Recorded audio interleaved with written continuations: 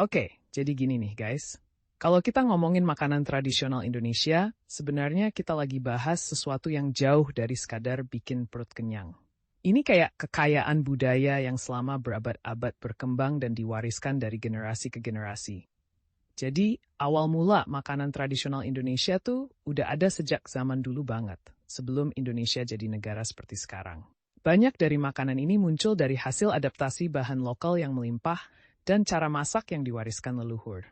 Contohnya, nasi itu kan jadi pusatnya hidup masyarakat lokal dari zaman dulu.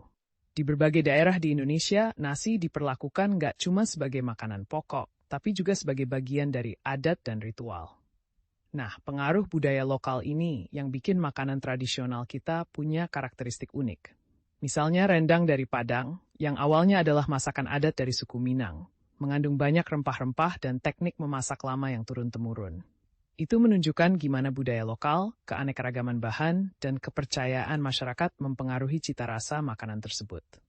Selain itu, budaya dari luar seperti India, Arab, Persia, dan Cina juga ikut ningkatin keragaman makanan kita. Jadi bukan cuma makanan asli, tapi juga yang dipengaruhi oleh kontak dagang dan pertukaran budaya. Contohnya, mie dari Tiongkok yang akhirnya jadi salah satu makanan favorit Indonesia, kayak bakmi dan mie goreng. Gitu juga dengan rempah-rempah dari India dan Arab yang bikin rendang dan gulai jadi lebih kaya rasa. Jadi intinya, sejarah dan perkembangan makanan tradisional Indonesia ini nggak lepas dari dinamika budaya dan sejarahnya yang panjang. Makanan kita bukan cuma soal rasa, tapi juga cerita dan identitas bangsa yang diwarisin turun-temurun. Asik banget kan?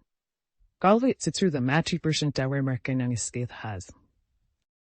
Oke, jadi gini guys, kita lagi ngomongin tentang gimana sih sejarah dan perkembangan makanan tradisional Indonesia yang sekarang ini makin dikenal mendunia.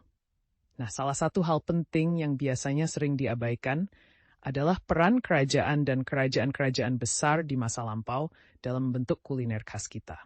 Jadi bayangin aja zaman dulu, kerajaan-kerajaan di Nusantara nggak cuma sibuk ngejalanin pemerintahan, tapi mereka juga punya andil besar dalam mengembangkan makanan dan minuman khas daerah mereka masing-masing. Contohnya, di Kerajaan Majapahit misalnya, ada banyak makanan yang diadaptasi dari bahan-bahan lokal dan diolah secara khas.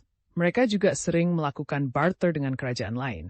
Jadi nggak heran kalau makanan dari Jawa, Sumatera, bahkan dari luar daerah pun muncul di istana-istana kerajaan.